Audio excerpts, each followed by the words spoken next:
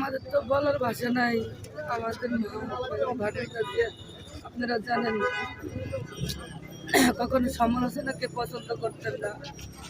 আমরা যে একটা মহিলা দল করতাম সবসময় আমরা করতাম সুশৃঙ্খলভাবে তোমরা চলাফেরা করো, কখনো ম্যাডাম পছন্দ করতেন না।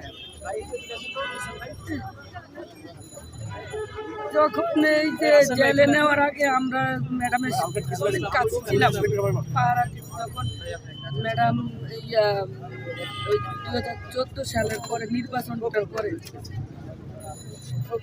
যখন ম্যাডামের কাছে ছিলাম, একদম অতি কাছে ছিলাম, আমরা রাত জায়গা জায়গা পাহারা ম্যাডামের সাথে ছিলাম। তখন আমরা যদি আমি আবার একটু লিপস্টিক করতাম, ম্যাডামের সুলতানাপাকে বলে যে ওই মেয়েকে বলো যে আর এমন গাঢ় করে আমি লিপস্টিক না দিই।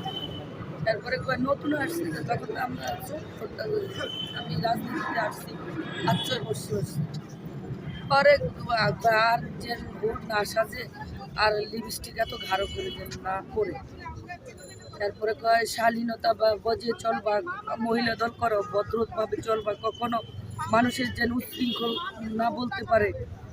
আমাদেরকে যেই তার মানে উনি যেভাবে শালীনতা বজায় চলছিলেন আমাদেরকে সেইভাবে মহিলা দলকে গইরা তুলছে বুঝছেন।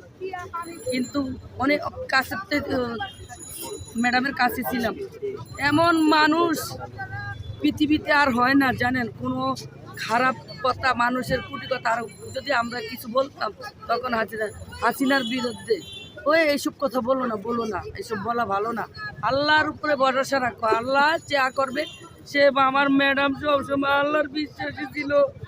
আপসীর নেত্রী যে কইছে ঠিক আছে, আপসীর নেত্রী যখন জেলখানায় তাকে নিয়ে গেল সুস্থ